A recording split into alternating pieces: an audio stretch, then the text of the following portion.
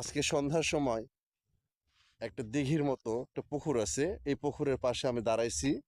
দাঁড়ায় দেখুন, এখানে রাস্তা কিন্তু ওই পাশে, কিন্তু মানুষগুলো যাচ্ছে, গ্রামের মানুষগুলো যাচ্ছে এই পুকুরের উপর দিয়া। তাহলে একবার ভাবুন গাইস, এই নওগাঁতে এখনো একটি মাটির রাস্তা আছে। দেখুন, যেন তেন গর্ত নয় গাইস, একবার হলেও এই রাস্তাগুলো আপনারা একটু লক্ষ্য করবেন। এই যে দেখুন, আমি এই রাস্তার মধ্যে নামে গেছি। এই রাস্তাটা কেমন গাইস, আপনারা কমেন্টে বলবেন। এই পাশে দেখুন, এই যে দেখুন, এই রাস্তাটার যদি কোনো মানুষ কিংবা এই এলাকার কোনো রোগী নিয়ে যদি হাসপাতালে যাইতে চায় নওগাঁ সদরে, তাহলে এই এলাকার মানুষ কি করে যাইতে পারে নওগাঁ সদরে? তো যাই হোক, আপনারা এই ভিডিওটা একবার দেখবেন।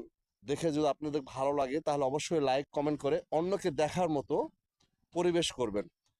এই রাস্তার ভিডিও দেখুন, ওই যে ভাই দেখুন মোটর সাইকেল, এই যে মোটর সাইকেলটা উঠতেছে দেখুন।